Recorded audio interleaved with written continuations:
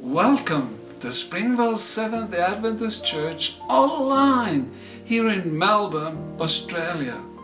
I am Pastor Victor Acuna and I am so happy to be here with you on another beautiful Sabbath day, praising our Lord Jesus together. We have another wonderful speaker for today. Thank you. Today I want to talk about sharpening the axe. In the title of today's message, on its own it may seem somewhat cryptic, but by the end of today you'll come to understand how God may be at work in some of the lowest points in your life. And we're currently going through an extension of the pandemic, and in this time and space for many people they're just struggling not only with their own sense of belonging, community is really disjointed, but occupationally, there are so many things going on, and many of us may be wondering where God is in our life.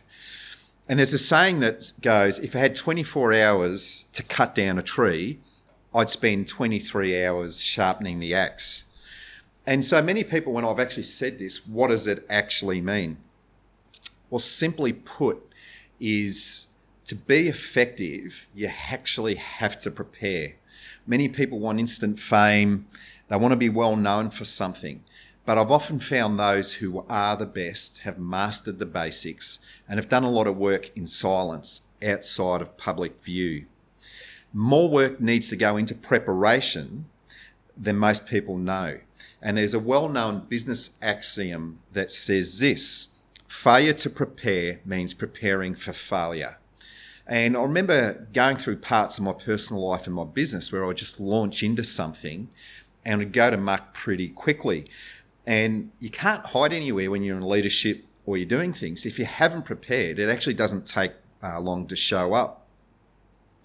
I was speaking to a cousin of mine who was in the armed forces, and he was in he was a commando, and we were talking about training one day. And you know, he'd been in East Timor, he'd been in Iraq, he'd done a whole bunch of stuff. And we were talking about the difference between regular army and what he was doing. I remember him saying this to me, and it always stuck with me. He said, Peter, he goes, our training is always harder than the theatre of war will be. And I just remember being blown away. They train harder than what war will be, so that they're actually prepared. And we find that society looks for instant results.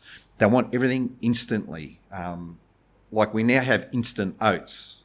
No one wants to take time to prepare it. We have instant rice. Everything we do is instant. We go through fast food drive-throughs. And there's nothing wrong with that. But I think if we live life in the instant, we actually lose the process of learning and the maturity that comes with it. And dreams are very powerful. God has placed dreams in every single one of us. We often imagine ourselves much more than the circumstances that we are now.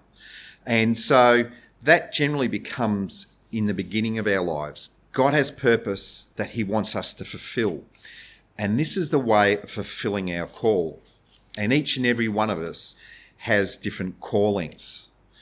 So how does God's gift you for fulfilling and calling? What spiritual gifts do you have? And in today's message, we're going to cover the life of Joseph, very much in what I call a narrative format. In other words, a storybook version. But before we get to Joseph, we're going to go into 1 Corinthians 3:11. We'll read this so we don't get the calling mixed up with salvation. And that's a really, really interesting thing, is that we see people seemingly doing great things for God, you know, whether they be an amazing pastor, or they're an evangelist, or they're overseas doing missionary work. You know, we can often feel, man, they're doing all this stuff. What am I doing? I'm just working a normal job. You know, I'm a mum at home. There's just piles of nappies everywhere. You know, where is God in all of that? And here's the key thing, is that salvation is there. And as we go into 1 Corinthians 3:11, Paul in this text is trying to get people to live up to their potential, realising that their works don't equal salvation. So here's the thing. You can't work your way into heaven. You can't eat your way into heaven. Well, maybe you can if you eat too much. But anyway, so 1 Corinthians 11 says this, "For no one can lay any foundation other than the one already laid, which is Jesus Christ." See, this is the foundation. This is the good news. This is the gospel, and the only way we're saved is by what Christ has done for us. That's all of us. It doesn't mean because you're an evangelist, you're a pastor, you're doing work overseas or some other amazing thing, you're not any more saved. And I think we need to grab hold of that, particularly if we're in a vulnerable state, if we feel life is stale. So here's the foundation, and it's where we start at ground zero. In verse 12 of 1 Corinthians 3, says, "If anyone builds on this foundation using gold, silver, costly stones, wood, hay, or straw." So let's notice what we're allowed to build with. We can use precious materials right down to the everyday products around us. Now, I've just come back from New Zealand. It's great to go there. My brother-in-law is a builder, and he lives out in a place called Karaoglanis, which is just the most idyllic place out in the countryside. Green fields, Bay of Islands is nearby. It is literally paradise on earth. And I was actually having a look at the different houses that they've built, and each one of those is often built of different materials because there's different requirements. So sometimes building out of more basic materials is what's called for. But let's notice what's going on here. Their work will be shown for what it is because the day will bring it to light. It will be revealed with fire, and the fire will test the quality of each person's work. If what has been built survives, the builder will receive a reward. So let's notice there is a reward for those who build profitably for the kingdom. They used fully the gifts given them. Now, understand this, is that we live in a society where seemingly those who work hard and those who don't work hard, everyone expects everything to be exactly the same. Well, it's not. There is a reward for those who are diligent in what they do. Now, is it equal for everyone? I have very different skill sets to my wife. My wife's one of the smartest people I've ever met. She's highly intelligent. She has an unbelievable memory. She has order. So everything that she does is in order. She's fantastic as an accountant and an administrator. And in all these areas that she's really good, I'm really, really not. My skill sets are really, really different. So if I judged myself based upon skill sets that God gave her, I wouldn't be doing myself a favour, and vice versa. And in verse 15 it says, "If it is burned up, the builder will suffer loss, but yet will be saved, even though only as one escaping through the flames." So let's notice what it's saying here. The guy is still saved, the same as the guy who was rewarded. Okay? So the buildings went through the fire. One building's still standing, the other one's not. One gets reward, the other one doesn't. But they're both saved, and here is why. Because they're both built on a foundation of Jesus Christ, both are saved. We have to understand that. We cannot discount Christ in all of this. All our endeavours and everything that we do is based on Christ. The difference here is one person fulfilled their lives as God purposed it, and the other one didn't. One person's work at the end of time is profitable for the kingdom, and the other person's work shows nothing. And here's the thing, is that it's not enough just to get into heaven. Paul wants us not only to become baptized, but to bring others to salvation as well. And that's what God's work is. And it's not just in ministry, it's in business, could be in sport, anything that we turn our hand to. Now, I've been blessed with parents who opened up our home when I was about 13 or 14.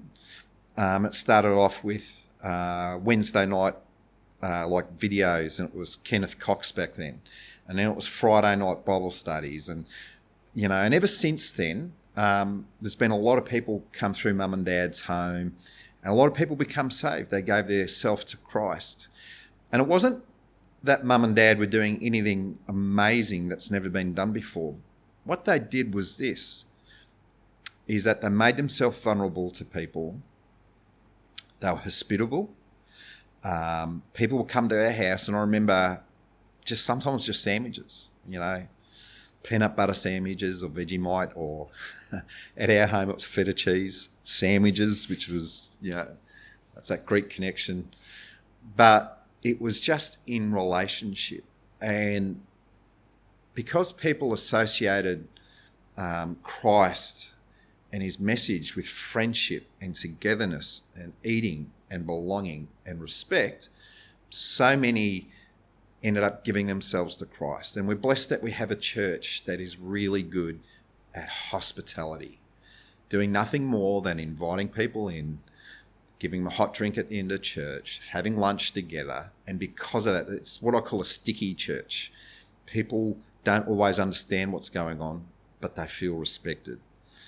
And so could it be that your calling and the thing that you're meant to do is nothing more than just being kind to people, being open and giving your time? In the book Spirit of Prophecy, Ellen White said this: there's not one thread of human doing in the robe of righteousness. I'll just say that again. There's not one thread of human doing in the robe of righteousness. You see, Jesus is the foundation. We don't do good works because we get saved. We don't keep commandments because we get saved. We don't pay tithe because we get saved. We do these things because they are the gold, the silver, and the precious stone that God gifts to us. We are saved because Christ saves us. And let's prove this point. Who was saved on the cross? It was the thief. What did the thief do in this world that actually was beneficial to the world? Not a lot. What he did do was lean on Christ at a critical juncture, and salvation was assured. So today we're going to go through the story of Joseph. We'll see how God guides us to fulfill our calling. This is an area I've struggled with over the years. God's guiding us into a calling. We have so many things go through our head. I've had a few careers. I was just going, man, what am I supposed to be doing? And then as a dad and as a husband, there's a lot of things that go on. And sometimes you struggle between your ideal life, what you want to be doing, and then what you actually find yourself doing day by day. And so one of the critical things for me was to accept that salvation exists in the everyday simple things. And I believe as we're doing the right thing, whether it be in business or ministry or whatever, we're never too young or never too old to walk on that journey. The story of Joseph takes up most of Genesis. It goes from chapter 37 through to 50. Joseph's journey is so well crafted. At each stage of Joseph's journey, there is a robe and two dreams. So I want you to take that on. There's a robe and two dreams. We'll see how God guides us through his calling. We will start with the first and most famous of Joseph's robes, the coat or garment of many colours. In fact, it even became a Broadway play called Joseph's Technicolor Dream Coat. And the problem with that play, not that there was an issue with the play, but now when I go to the Bible and I'm thinking about Joseph, it's not Joseph's coat of many colours, it's Joseph's Technicolor Dream Coat. So there you go, it's been popularised. The story has been crafted using the garments as cues of how God is changing seasons in Joseph's life. And that's one of the key things I want you to grasp hold of as I'm sharing from the word here, is the word seasons. We're just coming into winter. I got up this morning and it was a warm 4 or 5 degrees in the eastern suburbs of Melbourne, and I needed a hot drink just to get started. So think of seasons as things changing. They're never in stasis. So I'm going to open in Genesis 37:3. So I'll get you to go to your Bible. I'm going to start in Genesis 37:3, and it begins like this. Now Israel loved Joseph more than any other of his sons, because he had been born to him in his old age, and he made an ornate robe for him. When his brothers saw that their father loved him more than any of them, they hated him and could not speak a kind word to him. Have you ever been in a situation where you've received a blessing? And it can come in many forms, maybe not necessarily in this, but you've got this blessing and you're enjoying it, and those that are around you, those that you think will be happy for you, aren't. In fact, they can be incredulous to what's actually going on here. And this is what we're reading in this story. And in this story, the coat shows how men see Joseph, but the dreams show how God is guiding him. We have to understand that. The coat shows how men see Joseph, but the dream shows how God is guiding him. In verse 4, did Joseph's coat elicit warm and loving responses from his brother? And it certainly didn't. In the midst of the scorn and hatred, God shows up with 2 dreams. The dreams show who Joseph will be, his purpose and his calling on earth. Joseph doesn't understand it. He's still at the beginning of his calling. Like us, we get glimpses of our calling. We feel inspired, but what do we do with it? So I remember having a really good family friend, Phil Brown. He was a pastor at our church in Glen Huntly. And he had a seminal influence in my life. And I remember him saying to me at about 14, he goes, "Hey, Pete, you should be a pastor one day." And I remember being chuffed at that and how I felt. I remember because, when I met Phil, there was just an instant loving of this bloke. He was such a good bloke. And I just had all these feelings. Wow, Pete the pastor. I don't know if it was the title, but I associated it with him. And so I had this thing sewn into me, but I actually didn't know what to do with it. And so it was just this tension point between elation and then what I was doing every day. And Joseph doesn't understand it. He's at the beginning of his calling, and like us, he gets glimpses of his calling. We feel inspired, but what do we do with it? We don't understand what it means because we don't have the gift of interpreting the dreams. It's the same with Joseph. So some of you may be struggling with this in your own life, or you've lived a really full life in many other ways, and you may be more senior and you're thinking, is it too late for me? But no, it's not. There's always more. Let's go to verse 5, Genesis 37:5. Joseph had a dream, and when he told it to his brothers, they hated him all the more. He said to them, "Listen to this dream I had. We were binding sheaves of grain out in the field when suddenly my sheaf rose up and stood upright, while your sheaves gathered round me, round mine, and bowed down to it." So there he goes. It's like sheaves of corn or grain, and they're out there, and he's going to his brothers, "Hey, I'm the young brother, but your stuff is going to bow down to mine." Man, that would have annoyed the snot out of him. So Joseph is so naive, he tells his brother his dream, and they hated him. Let's see what happens next. His brothers said to him, "Do you intend to reign over us? Will you actually rule us?" And they hated him all the more because of his dreams and what he had said.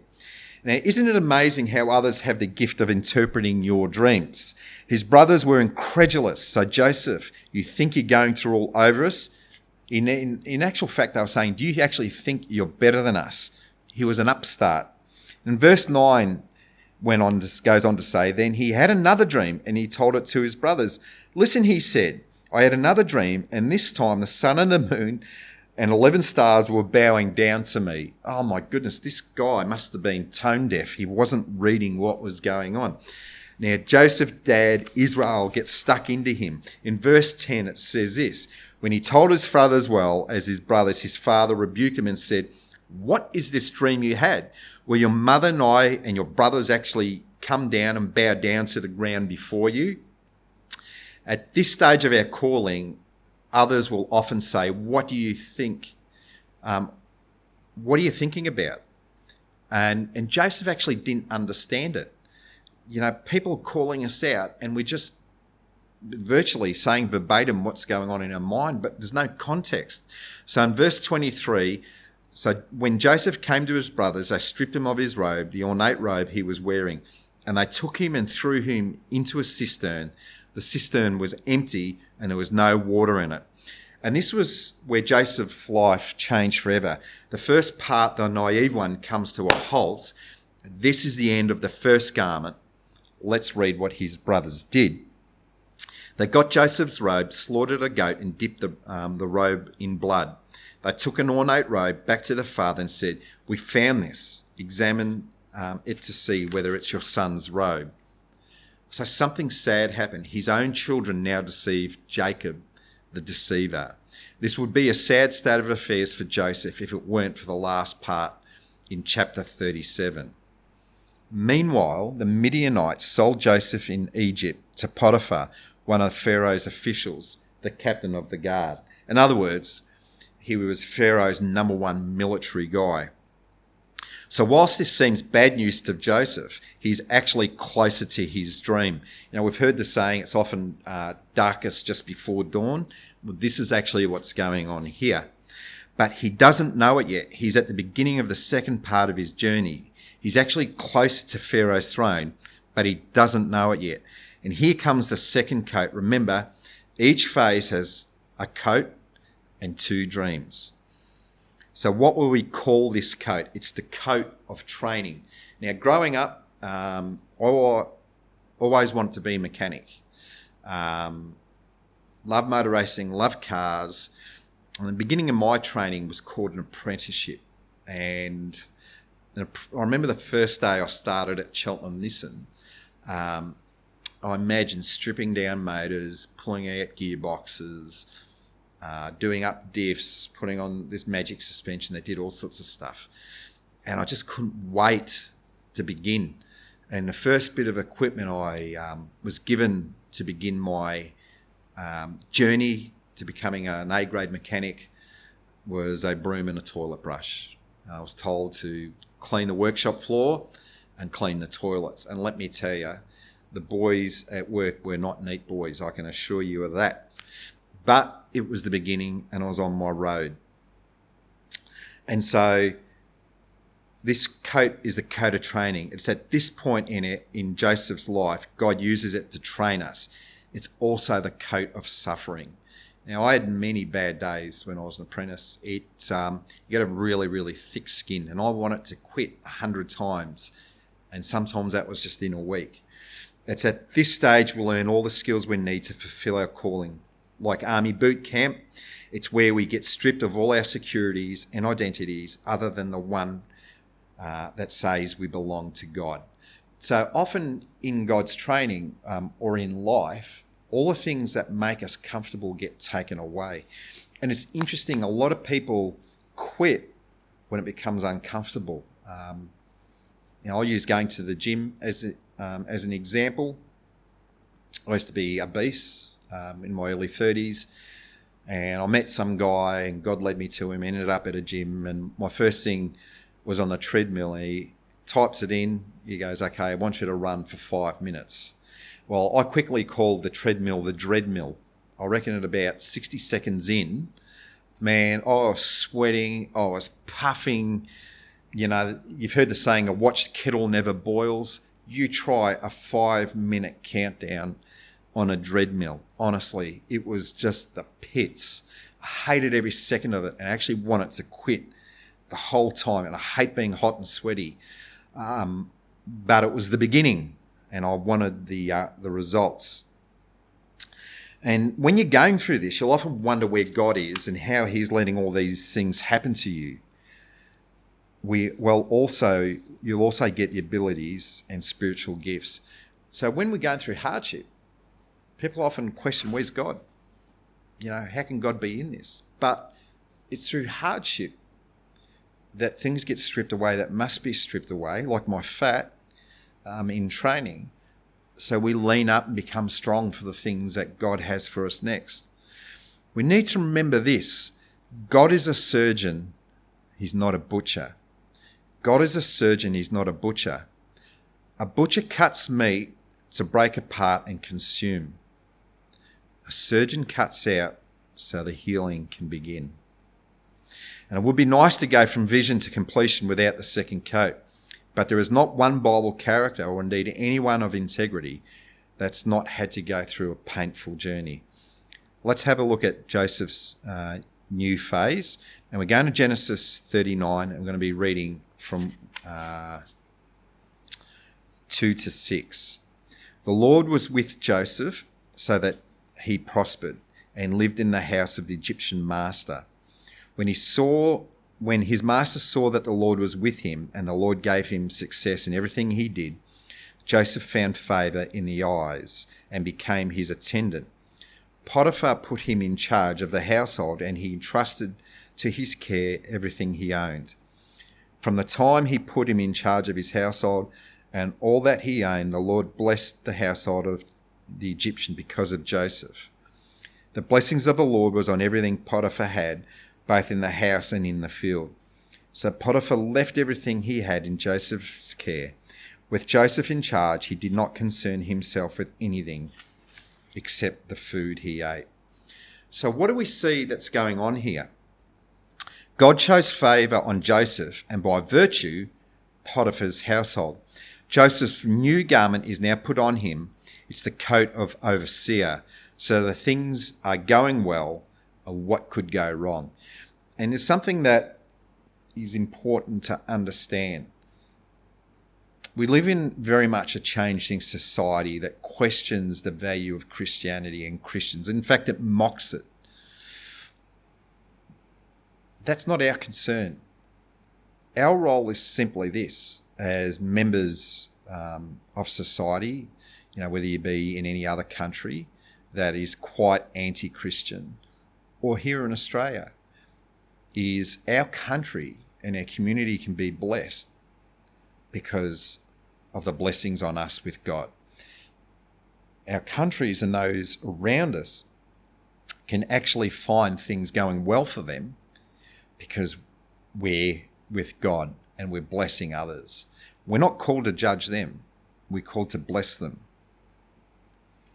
Let's read on in verse 7. Now Joseph was well built and handsome, and after a while his master's wife took notice of Joseph and said, "Come to bed with me." But he refused. With me in charge, he told her, "My master does not concern himself with anything in the house.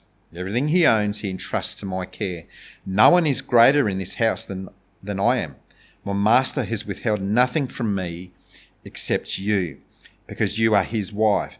How could I go and do such a wicked thing and sin against God?"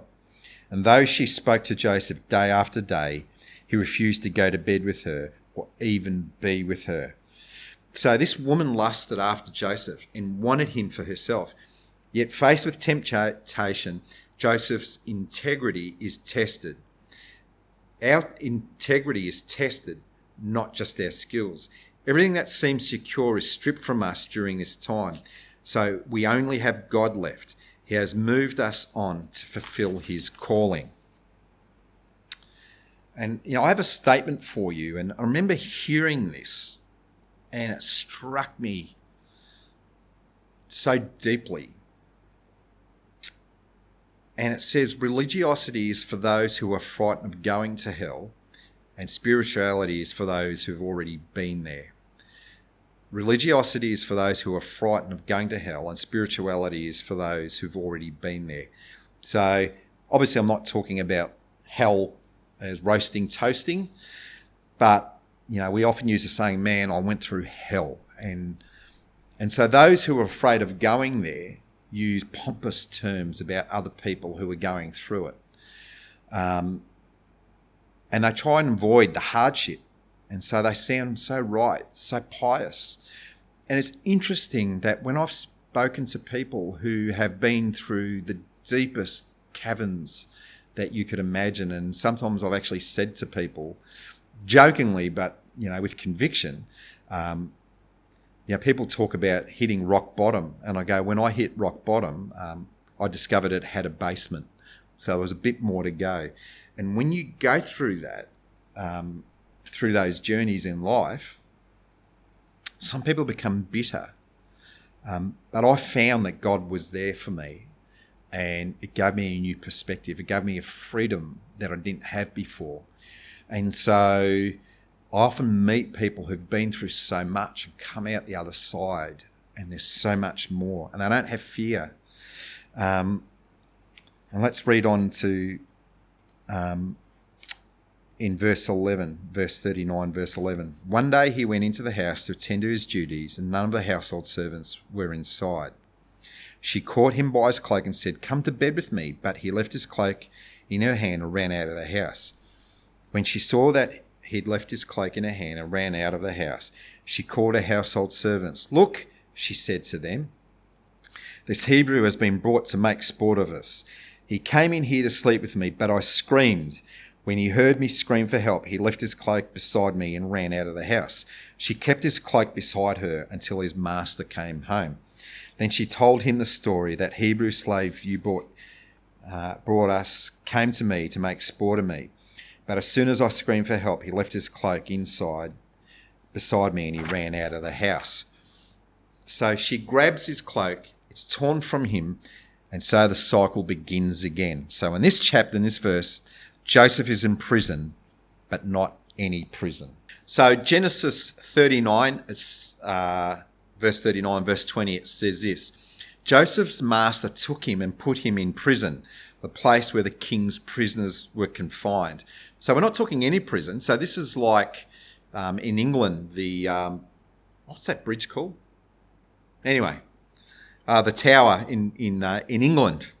So what's going on here? Joseph isn't in any prison. He's in the king's prison because Potiphar is Pharaoh's right-hand man. And so Joseph is getting more training as an overseer. He'll also get spiritual gifts that he didn't have before. God gets the final connection here with Pharaoh through the cupbearer. So in verse 21, it says, "But Joseph was there in the prison. The Lord was with him. He showed him kindness and granted him favour in the eyes of the prison warden.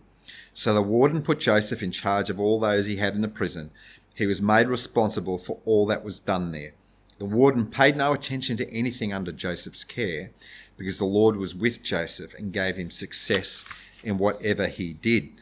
And I'm going, honestly, Lord, of all the places you want to give me success, does it have to be in a prison? Can't it just be like in running a really nice hotel or a nice resort on Hayman Island or something else? But a prison.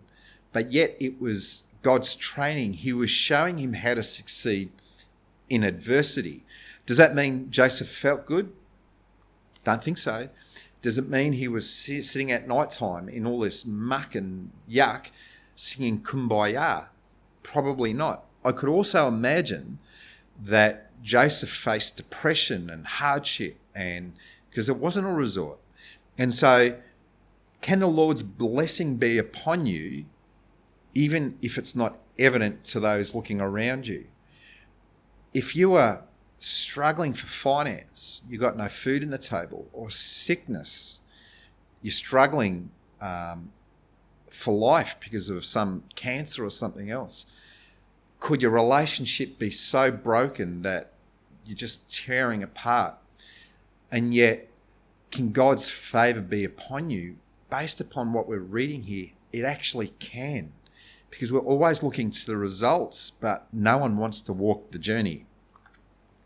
Genesis 40, it says this. It was under the cupbearer and the baker. Sometime later, the cupbearer and the baker of the king of Egypt offended their master, the king of Egypt. Pharaoh was angry with his two officials, and chief cupbearer and chief baker, and put them in custody in the house of the captain of the guard in the same prison where Joseph was confined. The captain of the guard assigned them to Joseph, and he attended them. After they had been in custody for some time, each of the two men, the cupbearer and the baker of the king of Egypt, who were being held in prison, had a dream. the same night, and each dream had its own meaning. When Joseph, in verse 6, when Joseph came to them the next morning, he saw that they were dejected. So he asked Pharaoh's officials who were in custody with him in his master's house, "Why do you look so sad today?" So Joseph's going through stuff himself, and yet in his hardship, he has presence of mind to actually see and feel for others. "We both had dreams," they answered, "but there is no one to interpret them." And then Joseph said to them, "Do not interpretations belong to God? Tell me your dreams." So the chief cupbearer told Joseph his dream. He said to him, "In my dream I saw a vine in front of me, and on the vine there were 3 branches. As soon as it budded, it blossomed and clusters ripened into grapes. Pharaoh's cup was in my hand. I took the grapes, squeezed them into Pharaoh's cup, and put the cup in his hands." This is what it means, Joseph said to him. "The 3 branches are 3 days. Within 3 days, Pharaoh will lift your head and restore you to your position, and will put Pharaoh's cup in your hand, just as you used to do when you were cupbearer." So we see Joseph using the gifts placed in him, and through God's power, he interprets the cupbearer's dreams. We know what happens with the cupbearer. He's restored. But what happens next? Verse 14 says, "But when all goes well with you, remember me and show me kindness. Mention me to Pharaoh and get me out of this prison. I was forcibly carried off from the land of the Hebrews, and even here I have done nothing to deserve being put in the dungeon." So Joseph wants out of the prison. So even though God's blessing is in his life, he actually doesn't like his surrounds. He wants freedom, and he states his case. Joseph can almost taste freedom. We learn something in chapter 41, that God's timing is different to ours. So I often said to my kids, you can have the right thing at the wrong time. Sometimes you actually have to mature into something. It's like savings. You can have money, but interest and time makes it mature into something much more valuable. So in Genesis 41, verse 1, says, "When 2 full years had passed, Pharaoh had a dream. He was standing by the Nile when out of the river came 7 cows, sleek and fat. They grazed among the reeds. After them 7 other cows, ugly and gaunt, came out of the Nile and stood beside those on the riverbank. And the cows were ugly and gaunt and ate up the 7 sleek fat cows. Then Pharaoh woke up. He fell asleep again in a second dream. 7 heads of grain, healthy and good, were growing on a single stalk. After them, 7 other heads of grain sprouted, thin and scorched by the east wind.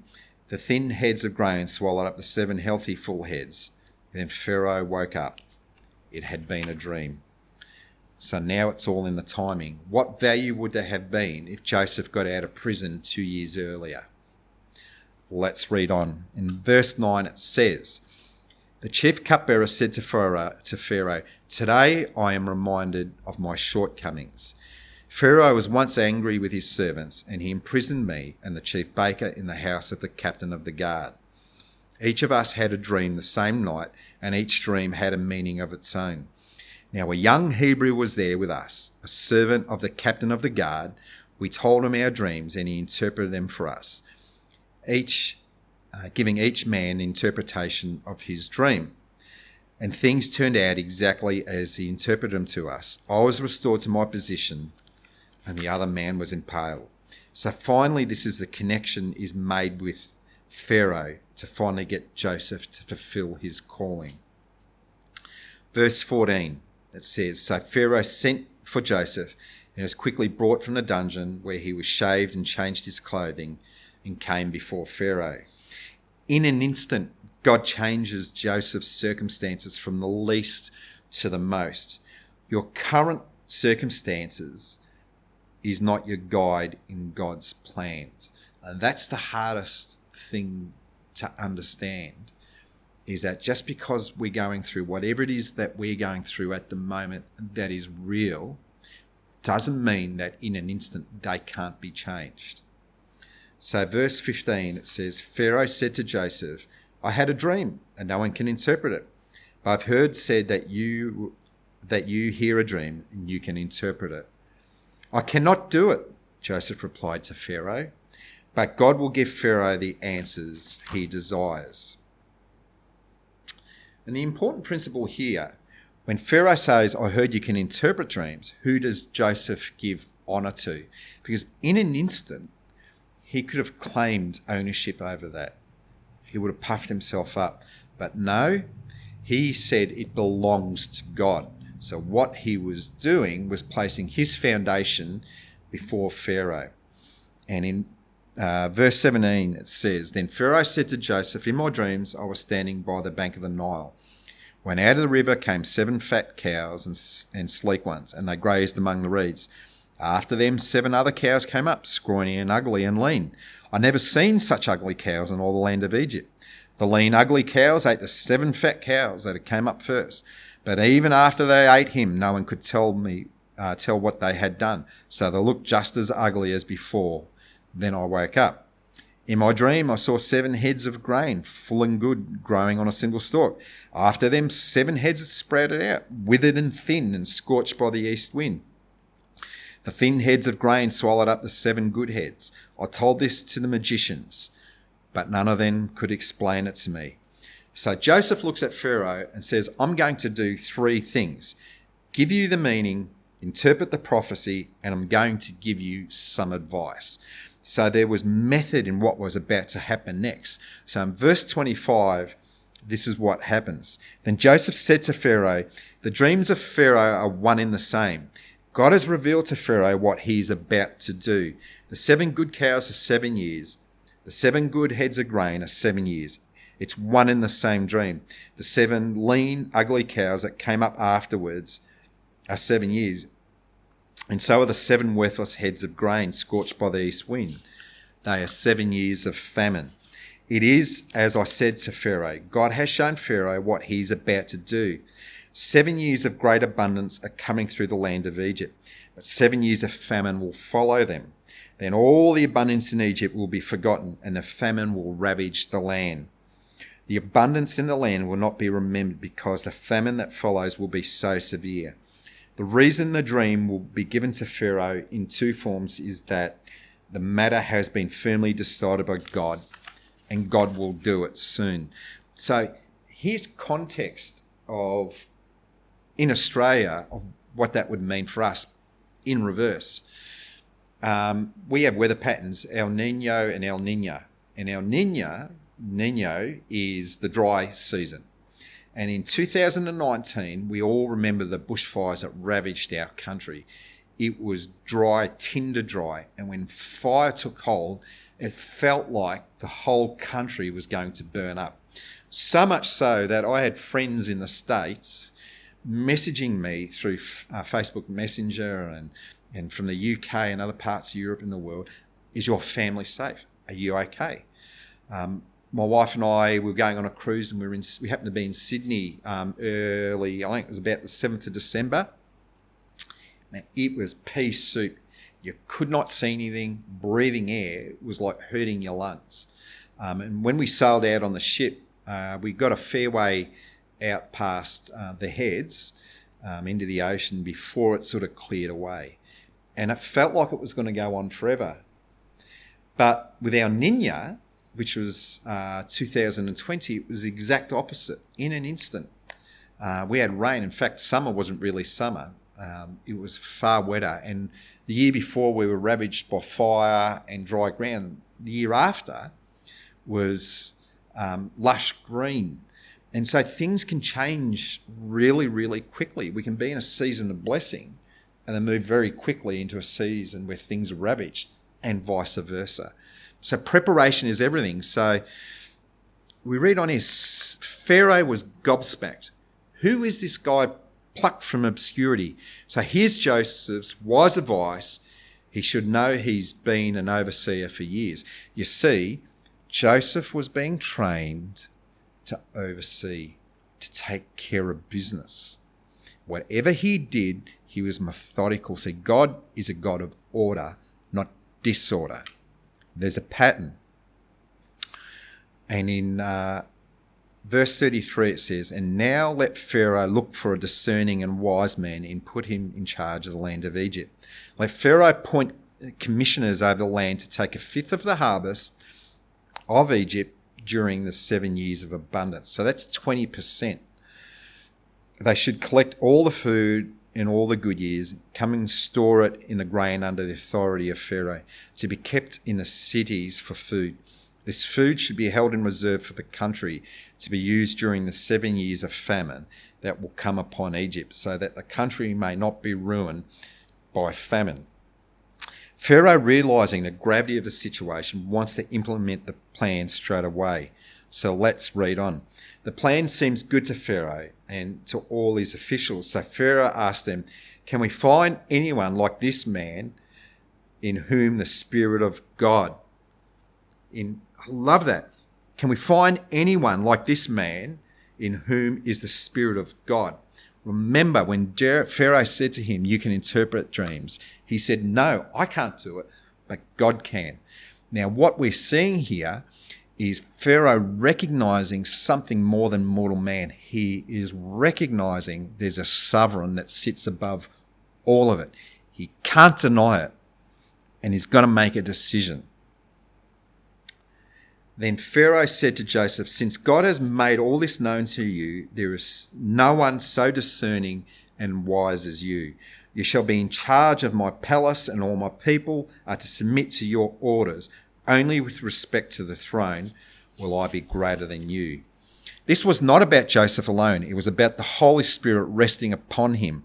Joseph was submitted to God. He was faithful to where he ended up. It was not just a test of skills, but character. Are you still faithful to God when you're going through challenges?